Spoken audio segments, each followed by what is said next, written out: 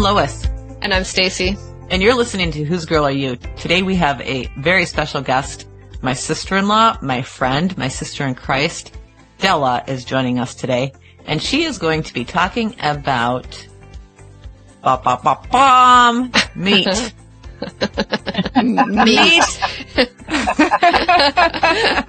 She's not a butcher. No, not a butcher. Well, she's maybe tried a few different butchering. Yeah. We're going to talk about carnivore life today. Yeah. Yes. But to start off, even though Lois kind of just blew your introduction a tiny bit by saying kind of who you are, I want to ask you, Della, whose girl are you? I am Chuck and Sharon's fourth child and third daughter. Kind of middle of the family? Yes. Yeah. Yep. Those middle children, they're always the most interesting. I could say the most a lot of things. I guess interesting would be a word for it. Yeah. Well, thanks for joining us. Yeah. Thanks for asking. Do you remember me, Della? I do. Okay. I know we've met, but it's been many, many years since I've seen you. Yeah. Yeah, I think I remember talking to you at Elmer's one time a little bit or something. But probably. Yeah. Elmer's days. Oh my goodness. Yeah. That was a while ago. I know. It doesn't seem that long ago, but. No, sometimes it doesn't, sometimes it does. It depends how I feel that day, I guess. Right.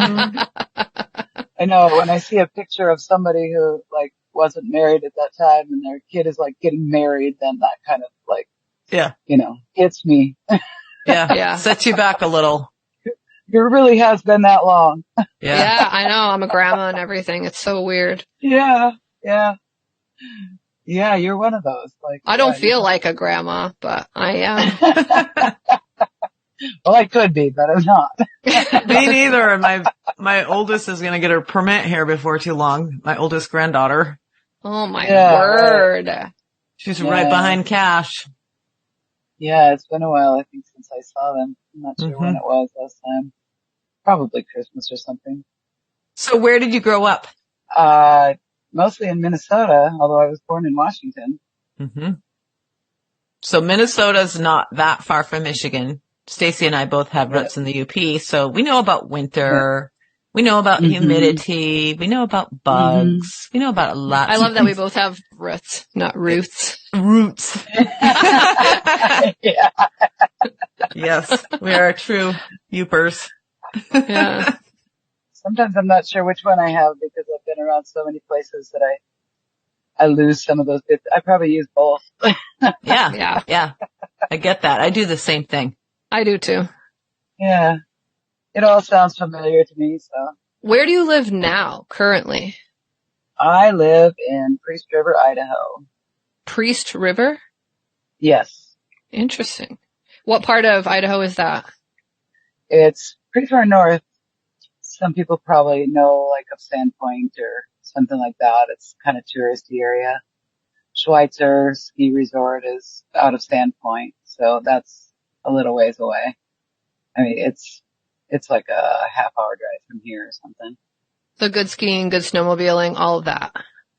All of that stuff that I don't do.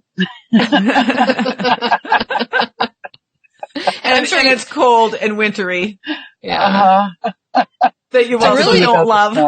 No, Idaho's a beautiful state. Yeah, it is. Oh, it's very beautiful. It's a real overlooked state. You don't hear a lot about Idaho, and I think that the people from Idaho like it that way. Mm-hmm. I think so. I think too many people have heard of it now, and now it's just getting kind of overwhelmed. It's almost like Washington, 20 years ago or something. Yeah. Everybody's moving in on us. Mm-hmm. Yeah, we had actually considered moving to Idaho back in, what year would it have been?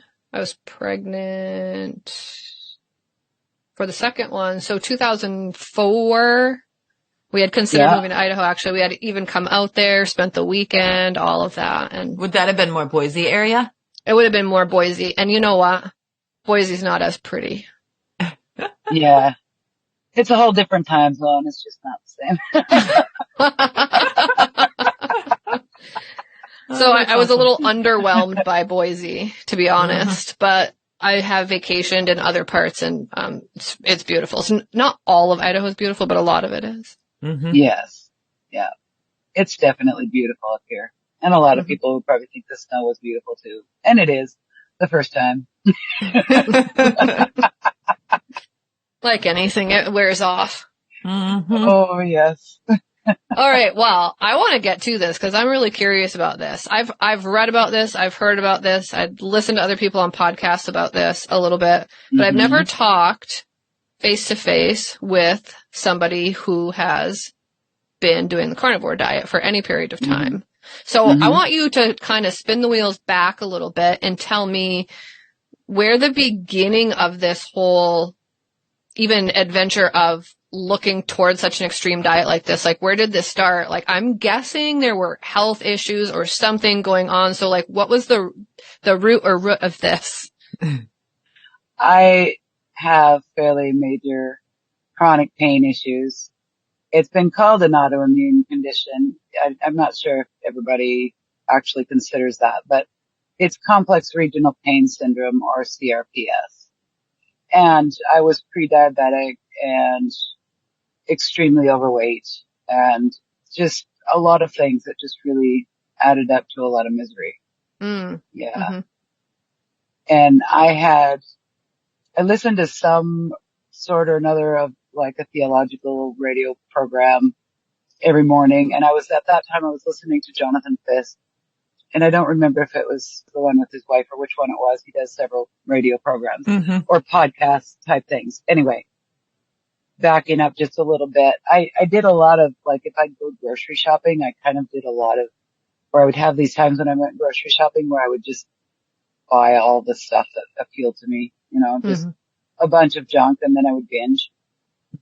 And I would kind of get this idea in my head, well, now that I got this stupid stuff and I know I'm going to feel horrible from it, I might as well just eat it all quickly and get rid of it, Yeah. So I ate who knows what, but I remember one thing specifically. I ate a whole package of lemon Oreos.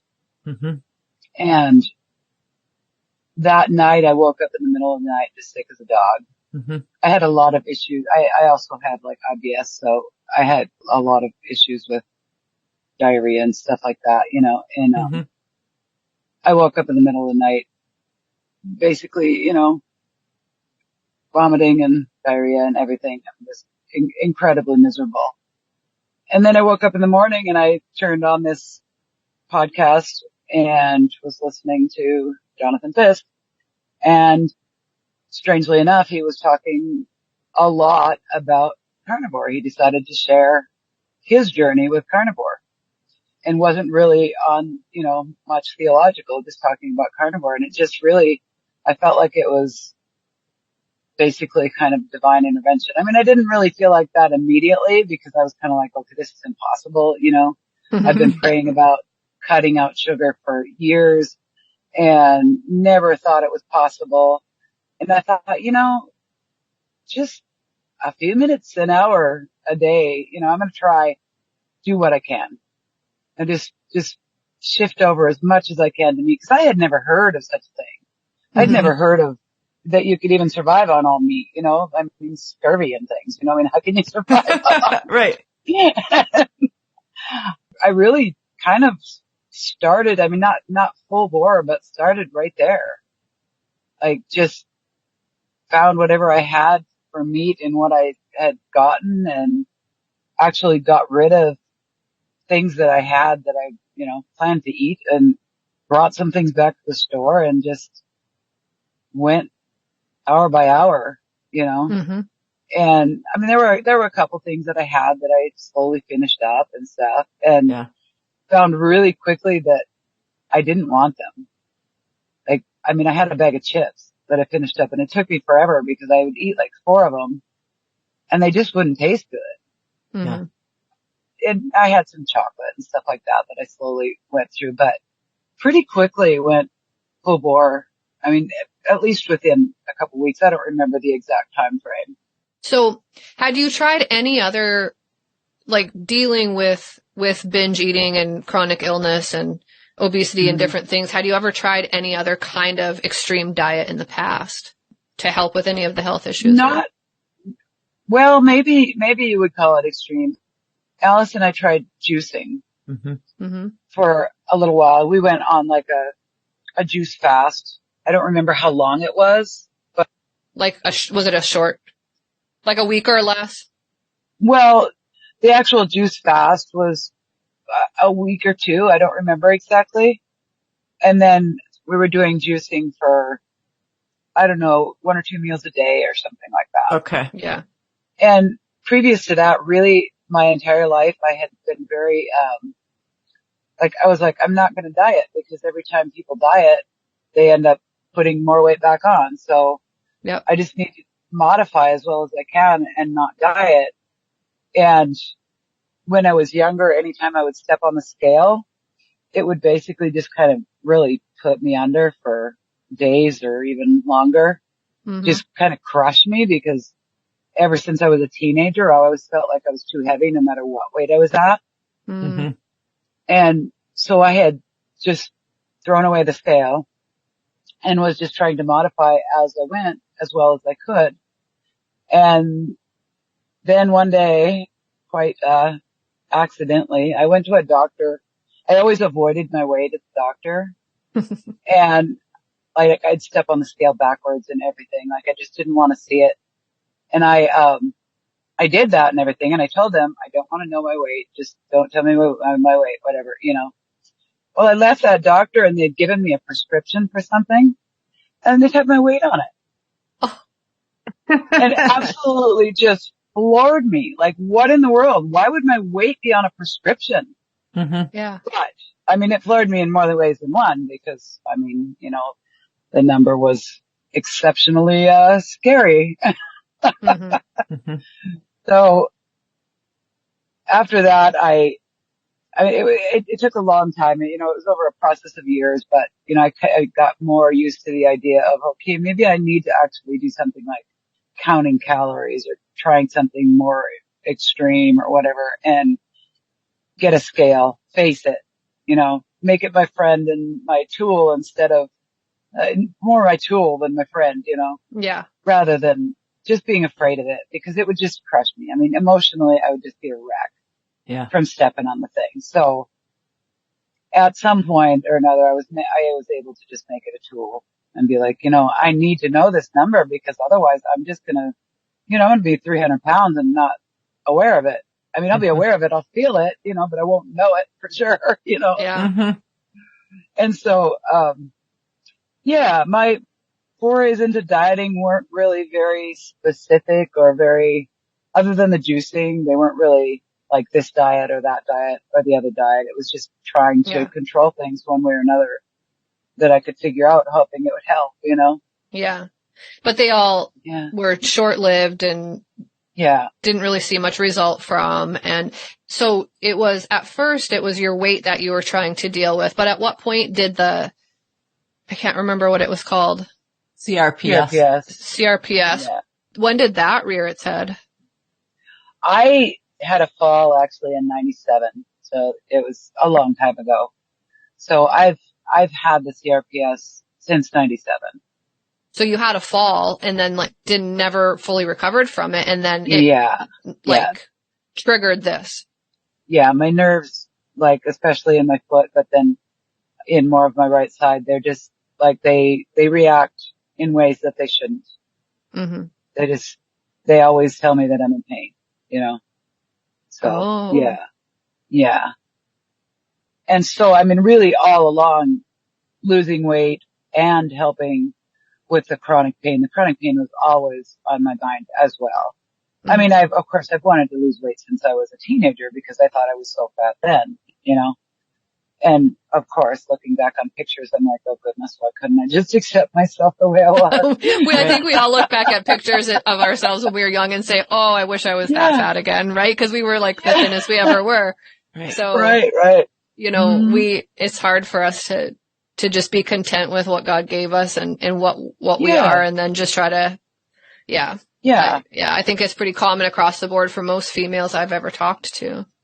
Right. I know. And I've learned over the years that, everybody has one thing or another that they're just not happy with. And everybody kind of looks at themselves with seeing all the negative, Mm-hmm. but it takes a long time to learn that stuff a lot of the time. Boy, like, why does can't it we learn it when we're young? ever. Does it ever. Yeah. It's still learning, right? Yeah. We tend to look at other people and think that they're so much better off than we are. And yeah, no, I feel like I'm in a really good place. I'm just going to share this a little bit. I went dancing last night with a friend of mine at this new place that we didn't realize there was a big screen up front, which big deal, except for there were cameras behind us. So guess what I saw when I looked in the screen? My rear end. And I was like, God help us. Like, me and my friend were both trying to move out of the, camera view, but, the floor was too small, so she kept shoving me in the middle. I was like, I'm just not looking at the screen because I'm going to have a good time. We were line dancing. Right. So, anyway, yeah. I thought I was good with everything, and now, after last night, I was like, maybe not. Oh, yeah, yeah. But, anyway. So the CRPS since 97 do you feel like, actually, this is what I want to know. Has the carnivore diet, how long have you been doing the carnivore? For 3.5 years now. 3.5 years. Yeah. It's a lifestyle change. It's not just a diet. Yeah. So what do you eat? Tell us what you eat. Right now, I eat duck eggs, hamburger. Now, understand that I'm far more restricted than most people. The carnivore diet I'm calling it a diet here, but I mean, I guess that's what diet you eat. Diet is what you eat, right? Yeah. It is all animal products. Milk is not really advised because it tends to make people gain weight if you're wanting to lose weight, Right. But anything that comes from an animal, basically. Honey comes from an animal, or an insect, but that's not advisable either because it's sweet and it's very prone to leading to cravings and things like that. And I tested that this year actually, and it didn't really kick off my cravings too terribly bad, but I have gained some weight back, and I think that a big part of that may have been the bit of honey I was using. Yeah. Really? But, like that little bit can tip you in the other direction, huh? Yeah. Yeah, I think so. I'm trying to work it out because I'm not sure if the weight that I've gained is possibly something else going on. I'm trying to get, I'm going to have an ultrasound of my abdomen and stuff just to kind of make sure that there's not something else going on there. But yeah, this year I kind of did a little bit of testing here and there. I mean, for a couple months probably I was trying sugar-free candy and just really kind of screwing up. I was eating dried cranberries, and I really was screwing up. I think it started at Christmas. Oh, yeah. I let myself have a couple things at Christmas and then I was like, oh, that sounds kind of good. And, it doesn't have any sugar, so it should be okay. And I knew better, but. We all do that. We tiptoe to the edge, right? And see how far we can get without falling off. Yes. Right. Yeah. And it really doesn't make sense. Even with those kind of mess ups that I was doing, it really doesn't make sense that I've gained some back. So I am hoping to figure that out. Yeah. But like I said, I am actually more restricted than a lot of people because I am really sensitive to just about everything. Mm-hmm. So dairy doesn't bother some people. Correct. But it does bother others. Right. And I can get by with dairy for a little while and then I realize it's affecting my mood. It's causing weight gain. It's causing abdominal issues and things like that. So I eat right now hamburger, butter, and duck eggs primarily. That's the end of the list. Yeah. I make this cake thing out of duck eggs that, I put a little bit of vanilla and some collagen powder and egg white powder. And that's it. Yeah. Wow. That is extreme. Right. Most people are not as restricted as that. So did you find that out though as you went? So did you start off being like, okay, I listened to Jonathan Fisk. He had the carnivore thing. You looked at that and just did strictly carnivore diet where it was the meat, any animal organ, animal meat, eggs, Animal products. Yeah. animal products. Yeah. Mm-hmm. Yeah. That's where I started off. All the butter, all the dairy, whatever. And then slowly but surely you started to eliminate. Yeah.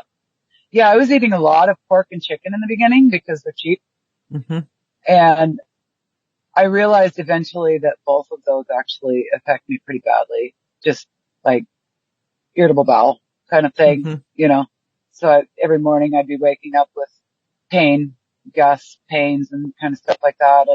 And diarrhea. I hate to keep bringing up that word, but you know, it's something that I've had ongoing issues with since I was a kid.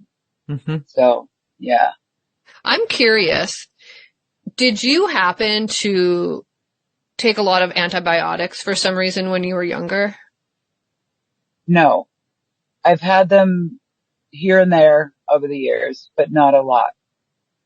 No. I just asked because some people say, you know, that is so, it wrecks your gut. Mm-hmm. And then when you're sensitive to a lot of things, it's because your gut is bad and the stuff's seeping through. So you have leaky gut and then it causes you to be reactive to things. And I've looked a lot at stuff like this because I'm also reactive to a lot of things. I haven't done the carnivore diet, but I have done a very restricted diet. Yeah.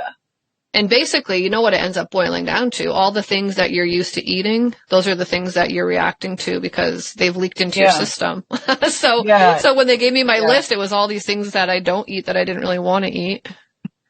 Yes. No, I agree with that. There's definitely, I mean, even down to actually like medications. I used to take ibuprofen. I took ibuprofen maximum dosage for like 20 years. Oh, wow. Daily? Yeah. Because of the CRPS. And that very likely could have caused some real serious, I can't take it anymore. It actually causes me worse leg pain when I take it. So I actually try to avoid NSAIDs almost entirely. Lately I've been using a little bit of aspartame spray. Mm-hmm. And I think it might be having the same effect. So I'm going to have to cut that out again and try to see if it makes my leg pain better at night. Mm-hmm. Has the carnivore diet decreased your pain from the CRPS? Yes. It has not fixed it. I've always hoped it would fix it. I still hope that maybe someday it'll fix it. Mm-hmm. But it has changed the pain considerably. I'm still not able to be on my feet very long, which is the biggest frustration as far as the pain goes. But I'm definitely, I have days where like I'm not noticing the pain. Right. It may be there at some level, but I'm really not noticing it very much. And a bigger or at least as big of an effect from the CRPS and then reacting positively with carnivore is like anxiety and depression. My mental status has changed drastically. So how long when you started the carnivore diet, how long before you started seeing positive changes? I would say immediately or almost immediately.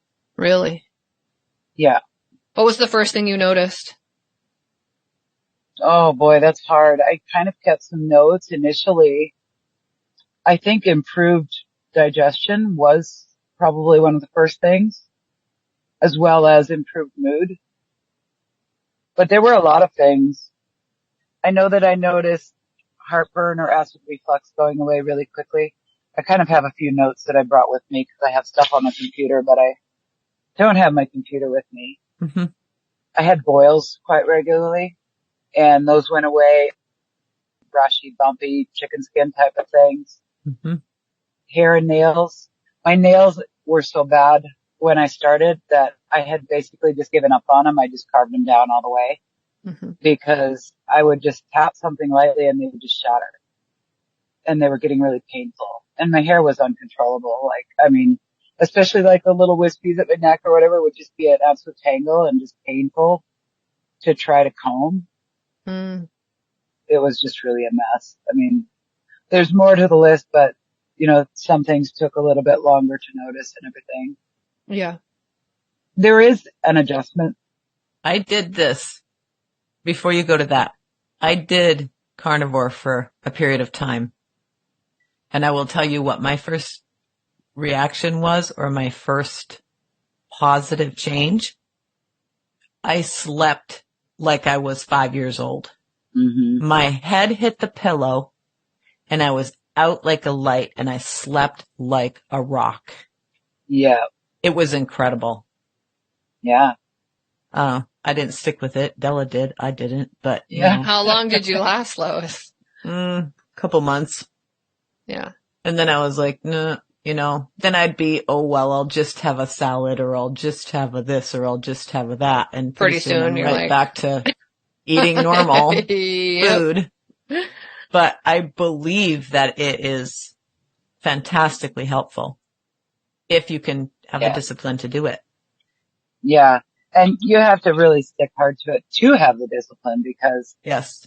like those cravings and stuff go away if you're strict on it. But if you're not, you're going to have the cravings, and your body's just going to make you eat what it needs to make you eat to try to get those nutrients that it wants. Yeah. Well, don't you think it's really the same thing as any addiction? Really? So like I used to drink, right? And I have no problem not drinking. I have no desire to drink. I went dancing at a bar. I could care less. I'm not interested. Yeah.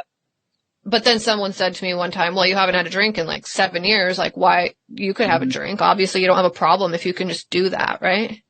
Well, for one, I don't want to play with it because it's a whole different ballgame. But I'm afraid that if I had the one drink, it would just open up a whole, that was good. Maybe I'll have 2, maybe I'll have 3. And then the next thing you know, like I'm going to have a drinking problem again. And I don't want to go down that road. And I feel like when I hear people talk about the sugar addiction, it seems reminiscent to me of the feelings and the power that had over me. I feel like sugar has the same power over people, but we haven't called it an addiction like we have for the rest of it. It's almost as if they think, and they being just society, thinks that if you are eating the wrong foods, you just don't have any self-control. Self-control, yeah. And the fact of the matter is people don't just say that to the alcoholic or the heroin addict or whatever. They don't say this is a self-control issue. They say this is an addiction issue, right? Yeah. So I always wonder what the difference is. I mean, the processed food's a big one too. And I heard you talk about that. That's the processed food on top of the sugar, or the sugar on top of the process has so much sugar in and of itself, but the stuff in the processed stuff though makes the addiction even harder to break. So good on you for pulling yourself up by your bootstraps and just making the decision to turn away from it. I don't feel like I pulled myself up by my bootstraps, because I had been trying that for years. I felt like God pulled me up by my bootstraps. Well, praise God. And just freed you from it. Yeah. I mean, obviously, I had to do the things and everything, but I didn't have the self-control. I mean, I just ate a whole box of Oreos the night before. Yeah. I didn't have self-control. I did in certain ways, I cut out a lot of breads and things like that. And I mean, I cut out this and that and the other thing. So, I mean, it wasn't like I had no self-control. Yeah. But what I was doing wasn't working. And what I didn't realize is that any kind of carbs you eat turn to sugar. And that includes all the plants and stuff. So even if I was avoiding sugar entirely, I mean, and I'm not saying that a fully natural diet wouldn't do people a great deal of good too. I'm not trying to say that, but those things do turn to sugar, and so they feed those cravings. Yeah, they can. So you gave up bacon, Della? I did. Oh. I did, because I mean, I had cut it way back, and I was using just a little bit with my hamburger, which was fantastic and everything. But then for one reason or another, I just didn't have any for a while. And it was kind of like when I, quit drinking like Diet Pepsi. Like when I had more gut issues. Wow. Like I had more diarrhea and stuff. So obviously it just wasn't quite good enough just to cut out the other pork. It was bacon as well that was bothering me. Yeah. Mm-hmm. So I'm in the process of trying to heal. And that's something that's emphasized heavily. I'm in a group on Facebook called Zeroing In on Health. And their primary focus is health. It's not about the weight loss. If you continue on and everything, the weight loss will most likely come. Mm-hmm. For some people, it doesn't, or it just hasn't been long enough or something like that. But it's about health. It's about improving your health. Absolutely. Yeah. If a person is basically healthy, even with quite a bit of extra weight, the weight itself, even though it weighs your body down and can create issues and stuff like that, that's not the biggest issue. The biggest issues are the inside issues, That's right. and the mental issues. There are people on there who have lived their entire lives with severe depression and anxiety.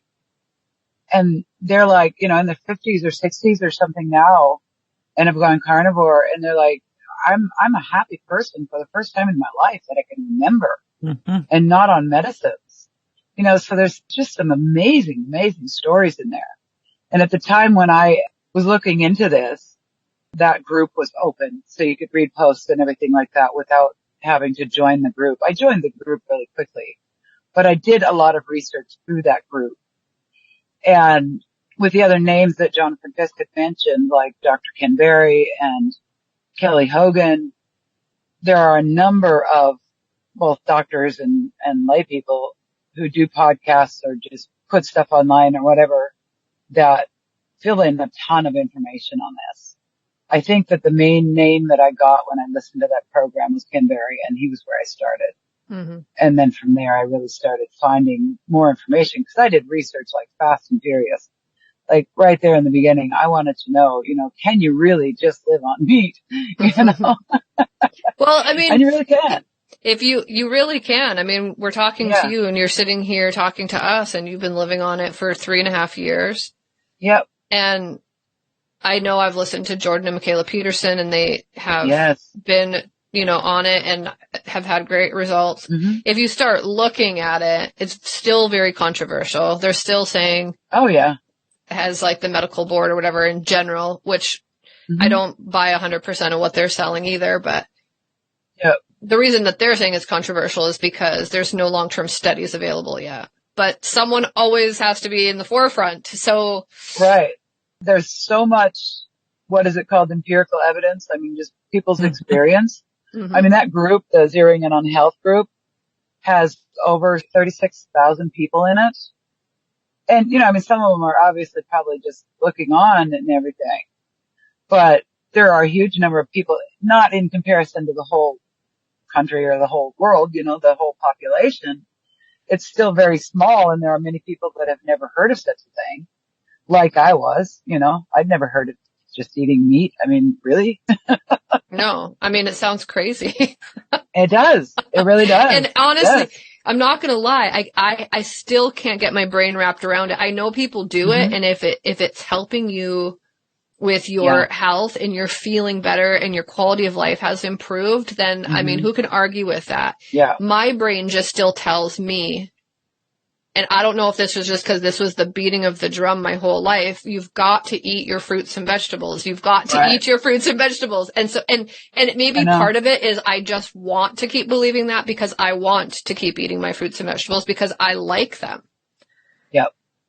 But I do know this. If a person is sick enough or feels bad enough, they're willing to do any crazy thing. Mm-hmm. And if that crazy thing or what people say is a crazy thing makes them feel better, then is it really crazy? Yeah, right. What's crazy is to sit and feel as awful as you felt, spiraling and not doing anything. That would be more crazy. Yeah. Yeah, no, I was developing sleep apnea, and that was probably part of, I was like having real issues with literally feeling like I could fall asleep standing up. I was also pre-diabetic, and I think it was already heavily affecting my sleepiness and everything. And I think I retested or I did a sleep study just a month after I started carnivore. I had already done one before that and had tested as sleep apnea, or maybe that was the first one I did, but I had already started losing weight and clearing some things up and everything. And I think it was already improved by that time, by a month in, the sleep apnea bit. And I wasn't falling asleep, just, sitting in my chair or just having to get off my feet because I was falling asleep. I mean, literally my eyes were just closing. Like I was not able to shake it off. It Wow. just wouldn't happen. And I've never been able to sleep in a chair or just fall asleep like that. So that changed really, really quickly. They say not to have labs until you're like 6 months in or something, which I also did like a month or two in. And they were drastically different already, even at that time. So, I mean, they actually sent me an email congratulating me because something about my heart health had improved so much on my regular labs. This was the doctor's office. Did you tell them what you were doing? I did. It took me a while. I was really cautious in the beginning about actually saying what I was doing because of all the stories about doctors freaking out and having problems with it and stuff like that. I actually see a PA, and eventually I told her because she was really, really seeing the changes. And she's like, you really need to keep doing whatever you're doing because normally all I see are the negative changes. And these are amazing positive changes. So you really need to keep doing it. And so I started filling her in on what I was doing. And she's very open-minded. She doesn't, she hears me out all the time. And she's very interested in carnivore. I mean, I don't think she's trying it or anything, but she's very interested. And she can see just how positive the changes are in my life.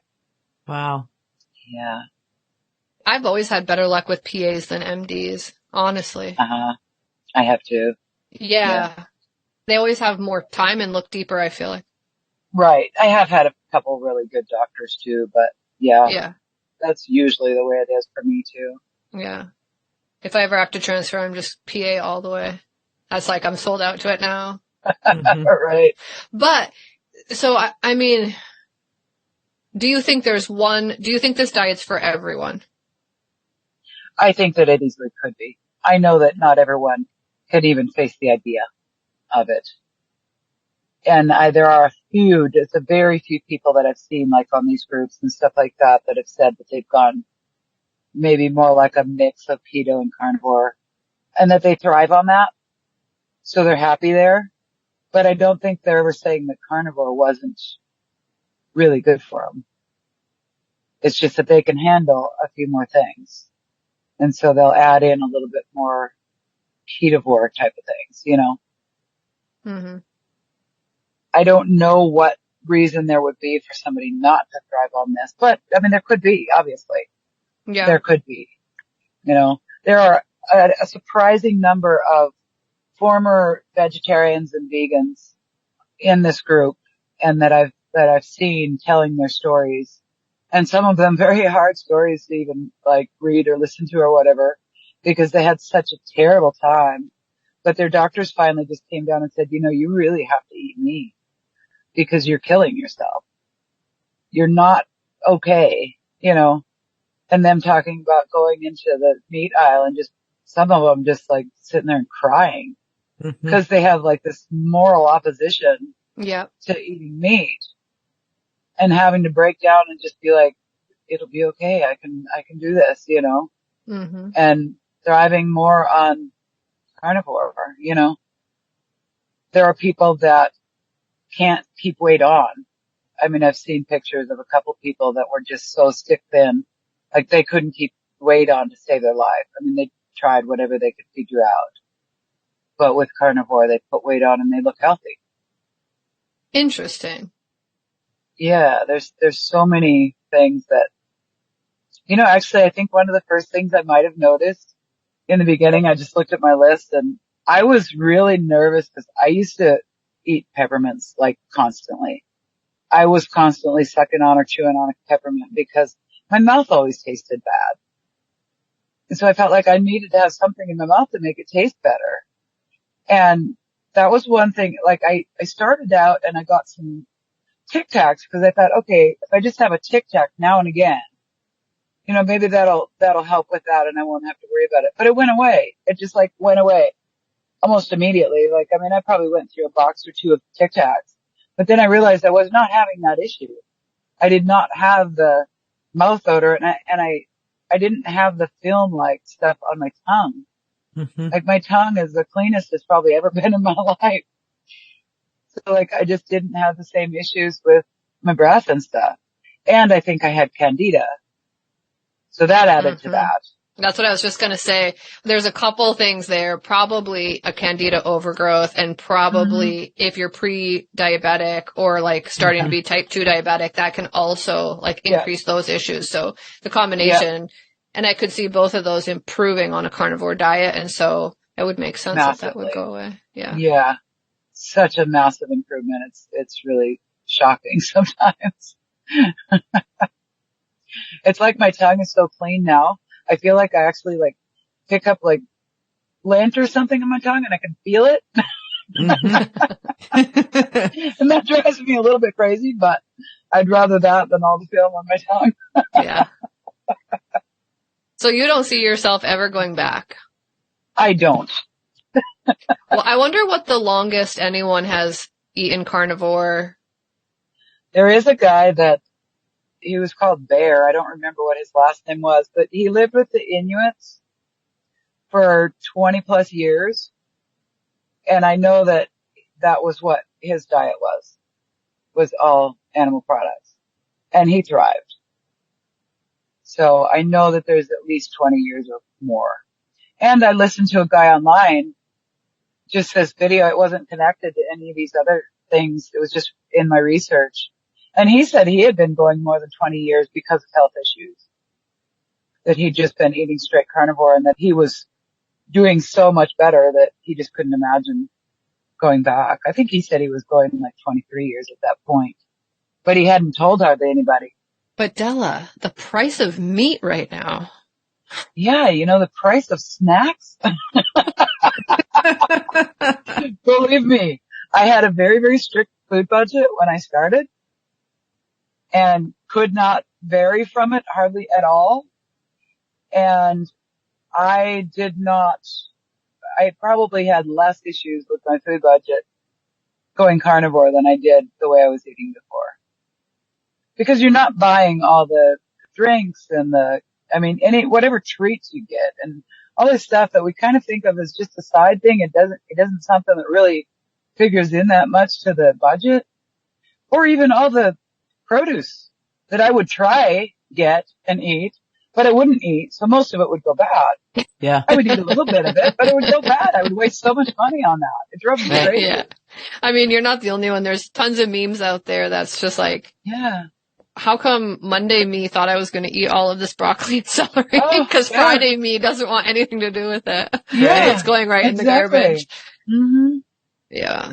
Yeah, no, it's amazing. Yeah. I don't have those issues currently because everything I buy, whether it's snacks or produce or meat or anything, like my teenage boys just consume all things that enter the house. So.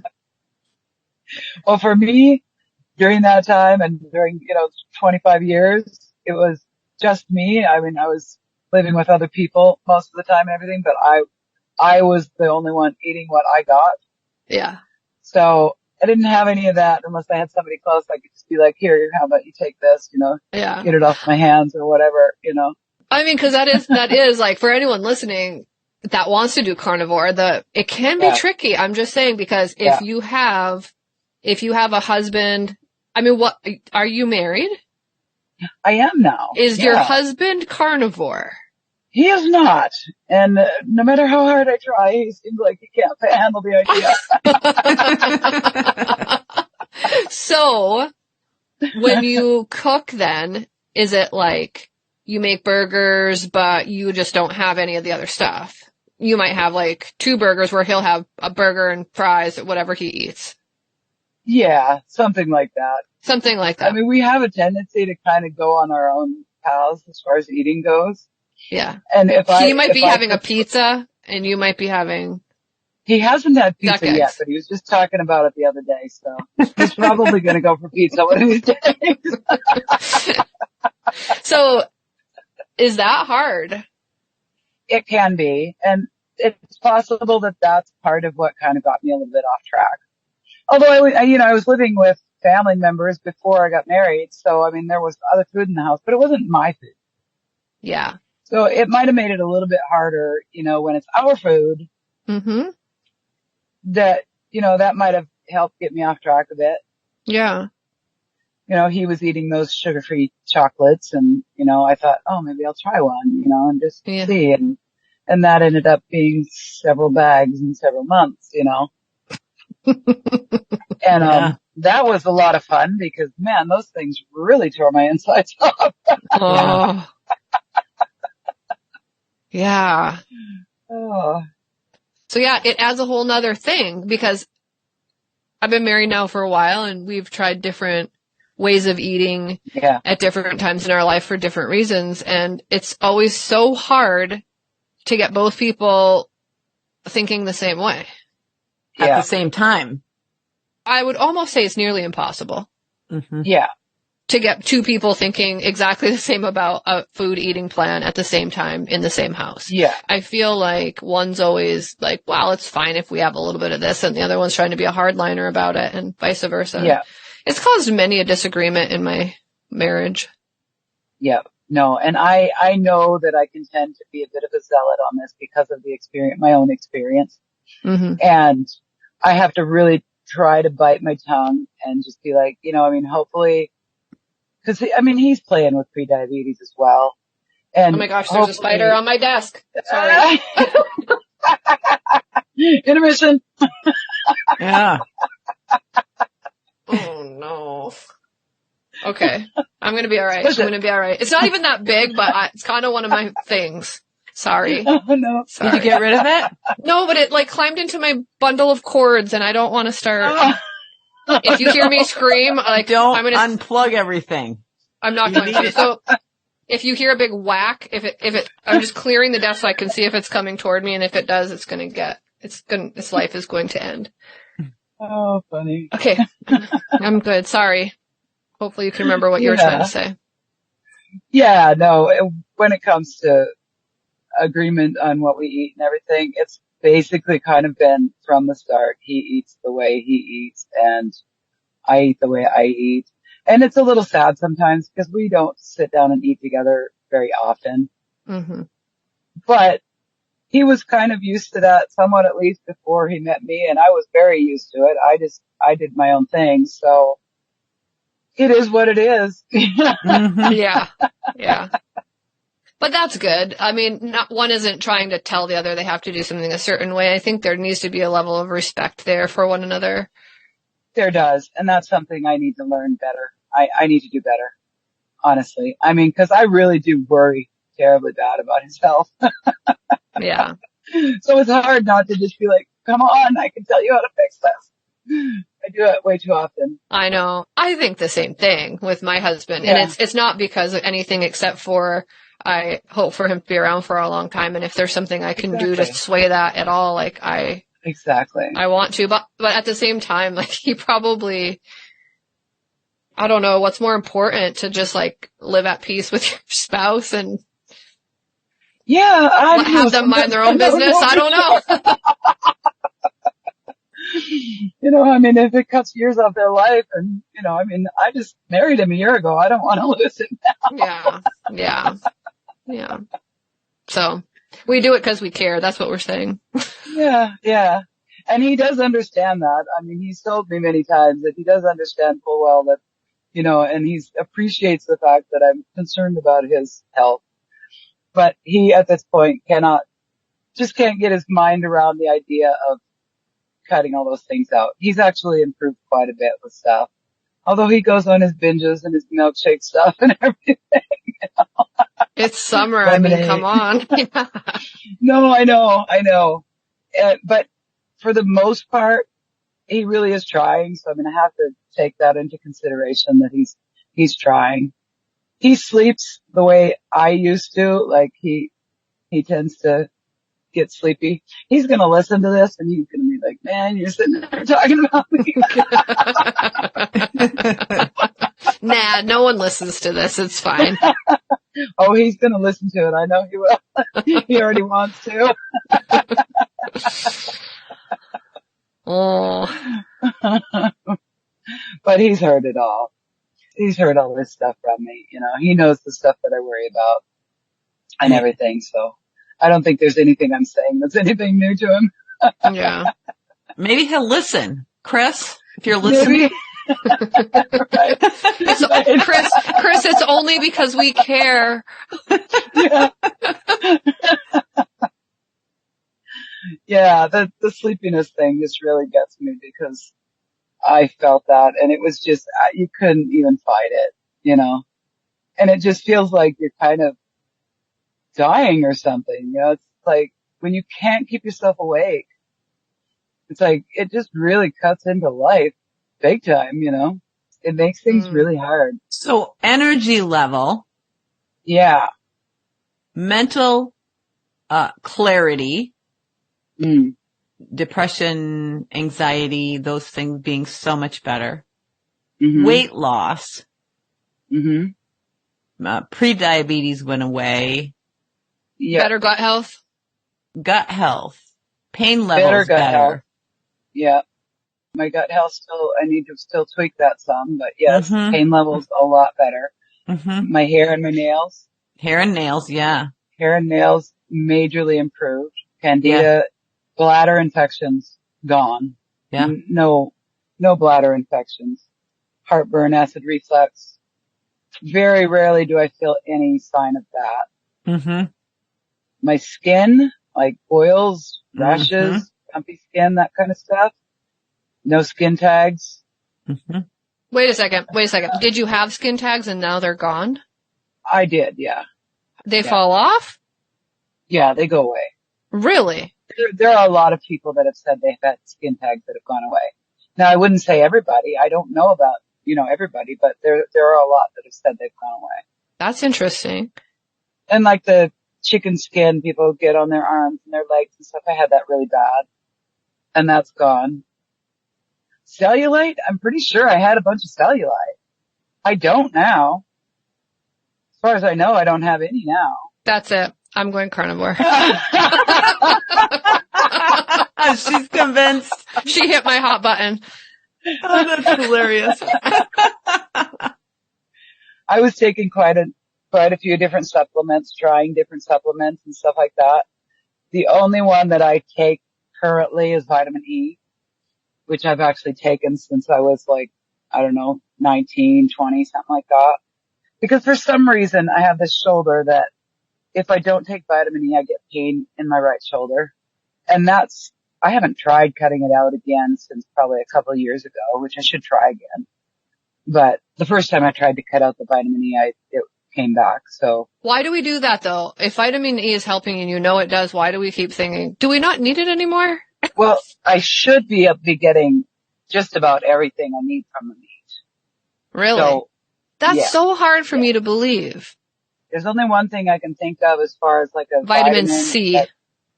No, it's there. In what meat? Which kind of meat? It's there. Look at the content and what. In beef? I'm not really up on exactly how it all works out, but I know that there are effects from eating vegetables and fruit that cause more of a need for certain things as well. That, like fiber. You don't need fiber if you don't eat fiber. Because fiber clears out fiber. The things that get plugged up in your intestines is fiber. And so if you don't have it, you don't need it. So you don't eat liver? I don't. I tried it. I thought, this might be something that could be helpful. But no, it tasted horrible to me. So people say frequently if something tastes horrible to you, don't bother with it. Because you're obviously not needing it at the time. I haven't tried it at different times. I've never craved liver. Vitamin D is one thing though, that if you're in a climate where you get a lot of gray and everything like that, some people need to supplement. I can't supplement, or at least I haven't figured out how with vitamin D, because when I take it orally, it tears my gut up. So I haven't worked that one out as far as if I'm lacking vitamin D and whether like an injection or something like that would help with vitamin D. You can get vitamin D in liquid form. Yeah, and I mean, I would assume that would be what the liquid capsules would be. I think I tried it in straight liquid form as well, though. Oh, yeah, okay. Because someone told me about liver, because liver, for people on carnivore, I have heard that liver is a really good thing to have because it's packed with a bunch of the vitamins that you're making sure you're getting through your carnivore diet, and it's sticking to straight carnivore because it's liver. Organ meat is way more rich and stuff like that. And someone said they they literally chop it into the smallest little pieces and put it in capsules. Right. Have you heard of this? There are people who are very sure that you've got to have all the organ meat and you got to have grass-fed beef and all this special stuff and everything. Yeah. And then there's the other line of thinking that it's like you eat the meat that you can afford. And even if it's, hot dogs and bologna, it will be better than the standard American diet. Well, that's for sure. The standard American diet is garbage. Yeah. Yeah. But I don't know. And there are a lot of people that can eat all that stuff. The sausage and the bologna and the, hot dogs and just whatever there is, Spam probably too and stuff like that. But I'm just really sensitive to a lot of like seasonings and things like that.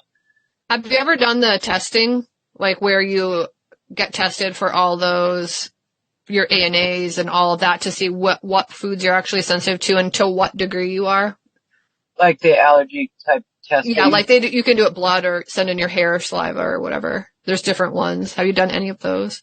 I have not. I've asked my doctor PA for allergy testing, and it always seems like we get off on another track and that never actually gets into the pipeline so that I actually get it done. So I haven't done that, but I should try. I should really try. Well, the interesting thing about it is that, so the one that you do the blood work, whether insurance covers it or not, is obviously hugely dependent on how much that would cost. But if it's out of pocket, it can run you $700 to get that done. Right. Speaking from experience. But I know somebody that had gotten the blood work one done. And then out of curiosity, shortly after, she did the hair follicle one where you pull that and you have to have the root in it. Or the root. Yeah. And then shortly after that, she did the saliva sample one that you send in where you spit into the tube. Yeah. And send that off because she wanted to see if the results from the expensive blood work were similar to the saliva and the hair. And in fact, they were very consistent, not 100% consistent, but she said for the price difference. Yeah. Yeah. Like if you're looking to just see where you're at with that, she said, go with the cheap one. They all seem to work. Yeah. So sometimes people are looking for, cause that's what I did, right? So I did that. And then they said, here's all the things you marked out on, which was like 56 things or something, which was crazy to me. Right. And all of a sudden I was eating duck eggs, same as you. Like I could have no chicken products. So it was like duck eggs. I discovered that duck eggs are horrible boiled, but they're great scrambled. Yeah. Right? I actually like to soft boil them. They do have a different consistency, but I love soft boiled egg. They have a little bit more like rubbery consistency. Yeah. But I guess I'm not used to chicken eggs for the most part. I do actually add one into my duck cake because the whites whip up way better if I add a chicken egg in there. Mm-hmm. And lately I've been wondering if possibly that's one thing that's still kind of keeping me not quite where I want to be. Mm-hmm. Because I know they bother me. The whites do, not the yolks. The whites do. If I could eat just the yolks on chicken eggs, that'd be good all day long. As far as I know. Yeah. Interesting. Mm-hmm. There's so much to think about when it comes to food. It seems like it should just be so simple, but why do you think it's just not simple anymore? We've got so many things out there on the shelf that are just so appealing to your taste buds. Even if they make you feel like absolute garbage as soon as you eat them, they've just learned really how to put things together that pull you in and addict you. Mm-hmm. I think that our food supply in this country is horrific, honestly. And I mean, I got pulled in by all of it. It tastes wonderful. And then when the second bite doesn't taste as good, you just keep trying. Or at least I did. Just keep Chasing trying to that get first high. taste back Yeah. again. Yeah. Yeah. And then my body's craving because it's not getting what it needs. So it's urging me to keep eating whatever just so it can try to get the nutrients it needs and stuff, you know. So I think for having a support system, and I mean, I wouldn't say I have like a support system that I talk to and stuff on this, but being able to turn to the groups and the YouTube channels and podcasts and stuff like that talk about this stuff and give encouragement and all that kind of stuff, it's been really, really helpful. What's been the most helpful podcast that you've listened to for carnivore? I would say both Dr. Ken Berry and Kelly Hogan, Yeah. who is just a lay person, but she's been doing it for 13 years. She actually was lucky enough to have a doctor tell her to cut out carbs because of the health issues she was having. She was probably at least 100 pounds overweight and stuff. And she wasn't having as many issues as she was in her 20s. But she was having boils and she was way overweight and she couldn't get pregnant. That was the biggest thing. She couldn't get pregnant and she wanted babies so bad. And her doctor told her she needed to cut out carbs, expecting her to cut them down. And I think it was pretty quickly that she actually went full bore, like she researched and found a few people that were doing carnivore and went full bore carnivore 13 years ago and had her babies and, you know, cured her weight issues and her boils and all this kind of stuff. And so she just has continued on. She eats McDonald's hamburger patties a lot. And I've always thought of McDonald's as just horrible, you know, but their meat patties are actually pure beef and they're good. And she eats a ton of them, like a ton of them. And a lot of people do. I think I did listen to this lady. Yeah. She's very funny and I just really enjoy her. Wendy's, I think, is the same way, right? Yeah, Wendy's is the same way. I think that sometimes I have a few more issues. Well, I don't eat McDonald's just because, I don't know, I think the last time I went there, I just didn't really like them and they were more expensive. I was eating Burger King patties. They have gotten so expensive. It's just like, what do they think? Do they think they're gourmet now or what? Right, yeah. I was having Burger King patties because they're supposed to be pure beef and everything like that. And they're only $1 a patty for the large patties. So that was the cheapest I could find, at least over here in Newport they are. Yeah. And then actually the first time I tried Wendy's, I think I had some gut issues from it and I thought, I can't go Wendy's. But then I tried them again later and they were fine. What about Burgerville? You guys have Burgerville out there. Not here. Mm-hmm. I don't have Burgerville, so I don't know anything as far as Burgerville. I was going to say a minute ago, looking at my list, one of the really, really major things that when I think about it, I'm so incredibly thankful. I used to live my life all the time with massive food guilt. Mm-hmm. And I would just feel, I mean, I knew that I was so addicted to all kinds of things and I would just constantly feel this guilt, like I was just such a glutton. And the guilt was overwhelming a lot of times. That was probably like top 2 worst things that I just felt guilt about all the time. And I've got none of that now. Zero.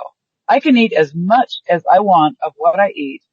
I can stuff myself to the gills, which is really hard to do on meat actually. And I don't feel guilty. Mm-hmm. And it doesn't affect me in a bad way. I mean, I could take some beef fat and just crisp it up in the pan or whatever and eat what do they call it? There's a name for it. I just had it last night too. The bits when you like cracklings or something? Cracklings, yes, cracklings. Why can't I remember that? I was thinking chitlins and I was like, that doesn't sound right. But I mean, I can eat as much of that as I want and it's fine. It's great, you know, or butter. If I wanted to sit down and eat a stick of butter, I wouldn't feel bad about it at all. Now, come on. Have you sat down Seriously. and ate a stick of butter? Well, I actually, when I make my egg cake, a full stick of butter and put it on top of my cake. I mean, I'm not gonna lie. I put like a half a stick of butter on my popcorn. Mm-hmm. Mm-hmm. Butter's No, good. I do not. I don't have a problem with however much butter I eat. Yeah. There are people that keep it like in the refrigerator and just munch on it through the day like a candy bar. That's funny. Yeah. So no one that does this on those groups or anything is worried at all about having like bad LDL cholesterol or anything. No. There is like a calculation you can do with, and I need to get my LDL and HDL and everything again and triglycerides, and there's a calculation between those that will tell you if your numbers are in a bad range. But there is also a study out of Japan that I can't find, but I know it's there because people keep telling me. I think I've read it once, but it was on cholesterol and showed that people with higher cholesterol actually live longer. HDL or LDL? Whichever, LDL, the bad cholesterol. LDL is the bad one. But cholesterol overall, there's not bad and good cholesterol though, technically. It's one of these kind of man-made concepts because cholesterol is something we all need every day of our lives. It's something we have to have. But there is a calculation between those, the triglycerides and the HDL and LDL, that will tell you if your numbers are in any kind of range to worry about. Well, I mean, that's the tricky thing about all of it, right? Because if you read the studies and it's like, who's funding these studies? I get that. I get that we can't trust everything. You can skew a study to look one way versus another way, and you can just drive the narrative for decades saying high cholesterol causes heart disease, and heart disease is the leading cause of death for men and women in the United States. Mm-hmm. Therefore, you don't want to have high cholesterol. And then when you start looking at like what causes high cholesterol, it's like high fat diet, like high fatty whatever. But you also don't want to go low fat because then that causes more problems. Every one of these studies has been on people who eat kind of a basic, I wouldn't say, like the food pyramid diet. I would say a standard American diet, They're eating all the fast food and all this kind of stuff, but they're also eating all the other junk. Right. And so all of that stuff figures in there. Yet in the study, they're only looking at cholesterol. So they're saying it's bad and they're wanting to sell their statins, which are horrible. Yeah. Oh, totally. Yeah. No, there's so many, it's gotten just so interesting out there because, one camp says fasting and intermittent fasting. Mm-hmm. And I've joined that camp a little bit at times because various reasons. It's a whole different, that's not a discussion for today, but let's go there a little bit, Stacey, because a lot of carnivores do one meal a day. That's true. Yeah. Or do intermittent fasting. Do they? Yes. Mm-hmm. So go there. Yeah. Okay. So they do. So tell me about that. So carnivores combine fasting and intermittent fasting. Why? I would say, for a lot of people, it almost just comes naturally. They're not doing it on purpose. I typically eat twice a day. You just eat when you're hungry? Yeah. I mean, I'll eat after I get up, just knowing that I need food.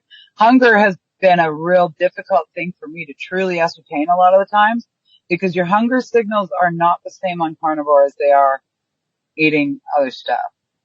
The cravings and stuff that we get when we're eating all the carbs are like, the grumbly stomach and all this kind of stuff, but that's not really true hunger. It's craving. And so I eat when I get up just knowing that I need food, and it might be only like, I don't know, 3, 4, or 5 hours later that I'll eat more. And that's usually all I eat. I could easily go for a day without eating and not suffer from it.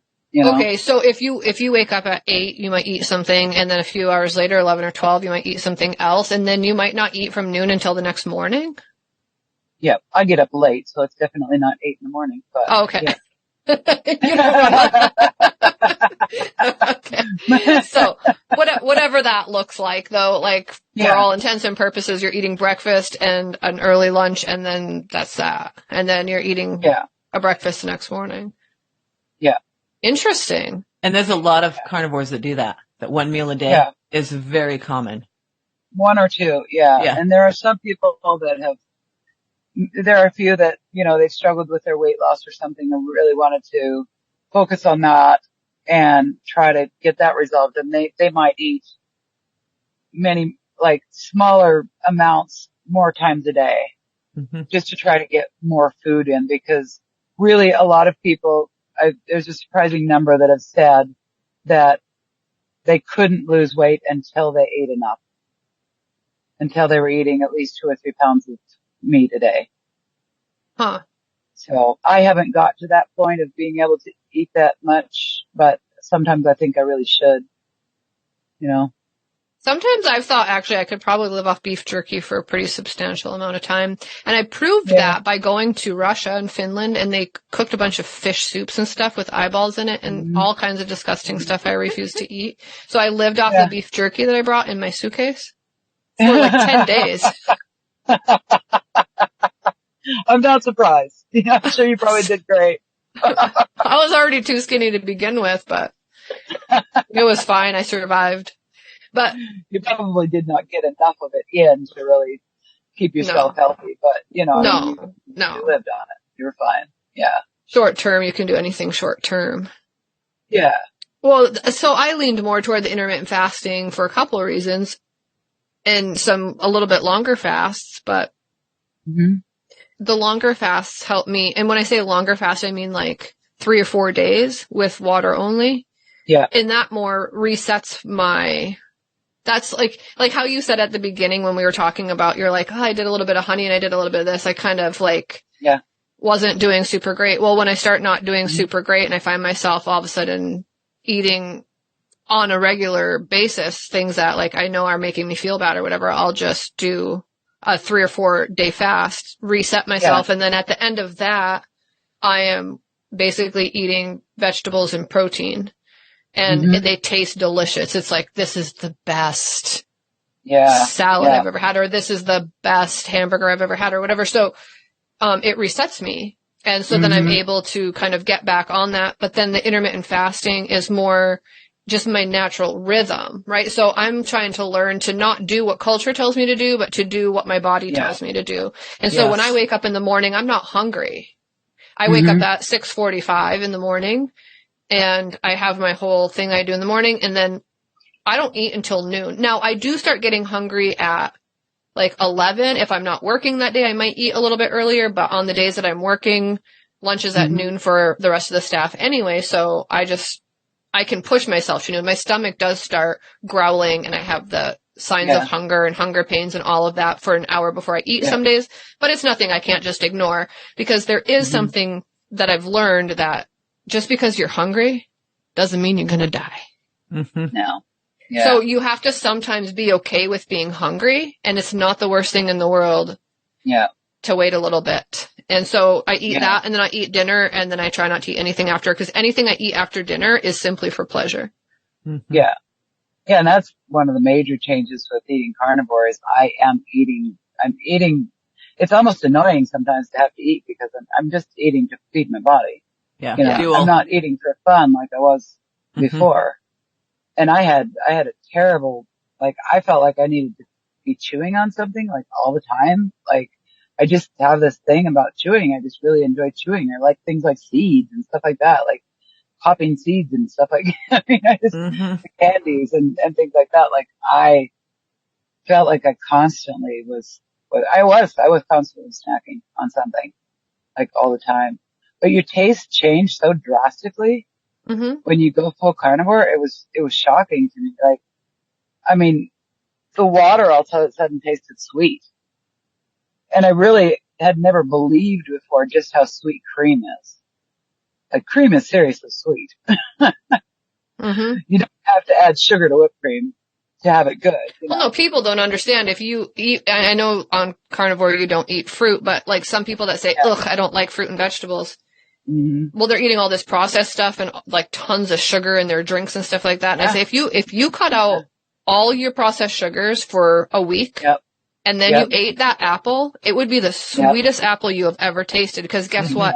By eating that amount of sugar, you're killing your taste buds. Yes. 100%. Yeah. And those come back.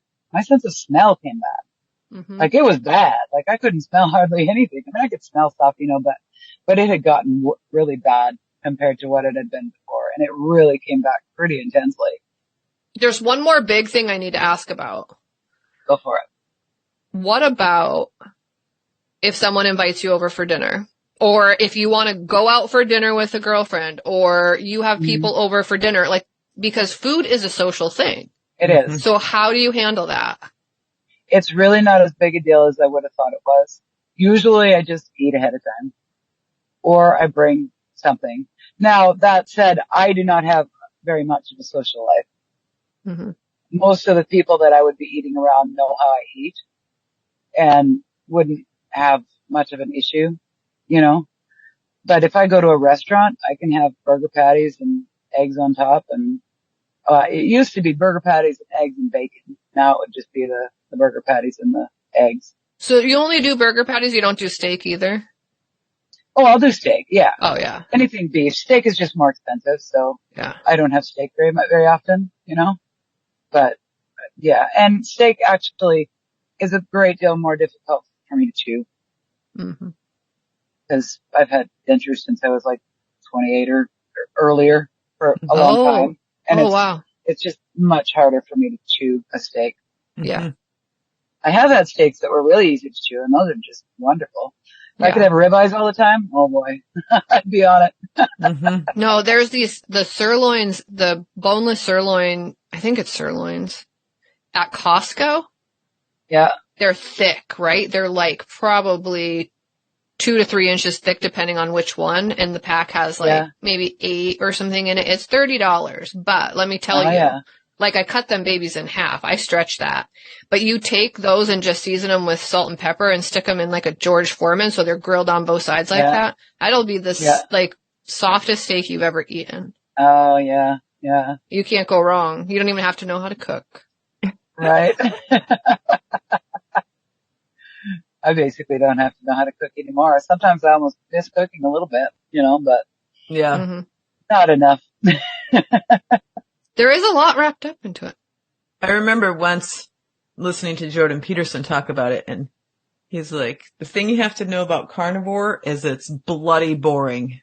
Yeah, it is, but then you're not focused on food all the time, which is pretty awesome. If it's fuel instead of, instead of a social aspect or a pleasure aspect or whatever. Yeah.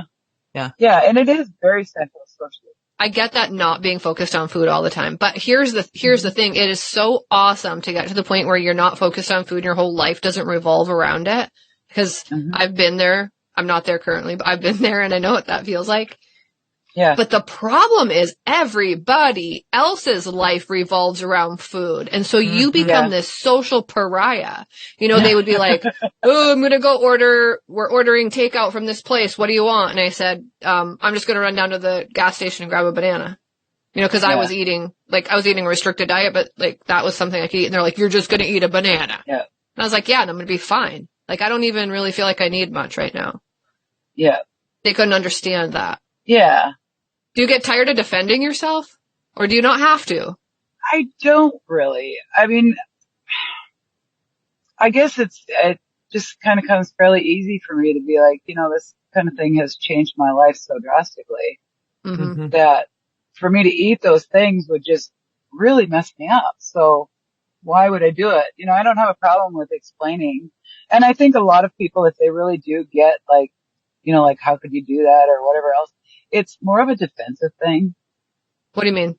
Like they're just kind of trying to defend their own way of eating because they have their own food guilt. Uh-huh. I mean, I'm not saying it, but that's a lot of what it is. Yeah, no, I don't disagree with that. Yeah. I mean, I'm even defending my fruits and vegetables to you as we speak. Yeah. I mean, I get that. I don't necessarily have food guilt right now currently, but I know what you mean. Yeah. And I think there are definitely times where that is the case. Yeah. But I am defending it because I don't want to go carnivore. Yeah. Except the cellulite, really? Yeah. The cellulite. Yes, really. Yeah. I wonder, so But how long before you see improvements in that? Like a year? I don't even know because I was noticing so many other things. That was so down the list of who cares. It really was because it wasn't really something that I spent much time on. It didn't affect your quality of life. Yeah. Yeah. And it's funny because even though I made my list of things that had changed and everything, I kept thinking of other things. And I was like, oh, I need to put that on the list. And then I didn't get it on the list, Mm-hmm. So I know that there are other things that I haven't gotten on the list, But it's a pretty impressive list, what you do have.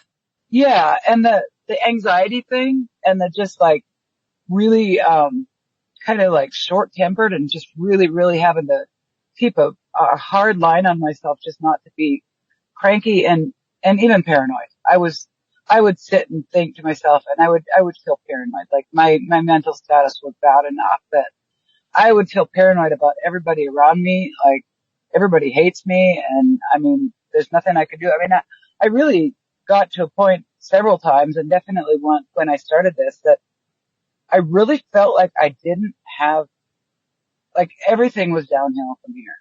Mm. There wasn't anything positive. Yeah. I mean, I always knew there was hope. It's like, I've always attached hope to God. There's always hope in God, but reason to live, like reason to feel like life was worth living. It just felt like everything was going down the toilet. Mm. Just, I couldn't do hardly anything, and I mean, even now when I am limited still with what I can do on my feet and everything like that, like I can still do and be there mentally for so much more. Mm-hmm. Like, I mean, that was one of the biggest factors. Like I went for years without being able to work. Part of that was the chronic pain. And I would say at least half of that was the anxiety. Mm. Just the inability to feel like I could cope. Mm-hmm. Like it didn't matter what I did to try to figure out how to cope. It was just there. Like I was a mess. So you felt like the anxiety and depression started to lift almost immediately? Yeah. Yeah. Yeah. And I was living at Alice's and she noticed really quickly. I've never been a morning person. So like when I get up in the morning, even now, like I don't want to talk to anybody. Mm-hmm. I don't want to try to communicate because I always seem to be able to offend somebody in the few hours after I get up. I will say things in such a way, I don't know if it's my expressions, it's my tone of voice, what it is. I can't seem to say anything to anybody without causing offense. So I just kind of try to keep quiet. But I got up one morning when I was up at Alice's and I went out to the kitchen and I sat down and we started a conversation.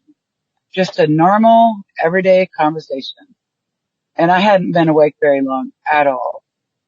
And she was shocked. Mm-hmm. She was just like, what in the world happened to you? I mean, this is crazy, Mm-hmm. Mm-hmm. because I sat down and had a normal conversation with her when I'd barely been out of bed, and she still, I mean, we went up there not too long ago and I was sitting there at the kitchen table just having a conversation, visiting, and she was looking at me and she's like, I can't get over how different you are. So then in turn, it has positively affected your relationships. Mm-hmm. Oh, yes. Yes. And CRPS and all this stuff over these last years, I feel like it's had a very, very serious detrimental effect on my relationships. So I wouldn't say that it's like fixed everything because that's kind of a long-standing thing in certain relationships, but I haven't really had the chance to help other relationships very much and stuff, and there are certain things that like you get into a habit. Like, I mean, I got into a habit of not talking to anybody on the phone basically because really if I talked to somebody on the phone, I felt like I didn't have anything positive. I didn't have anything positive to say. Mm-hmm. So it felt really bad, especially after a couple comments, to have a conversation with somebody and not be able to come up with anything positive in my life to talk about. And so that habit of not talking to anybody on the phone is still something that I haven't really broken through.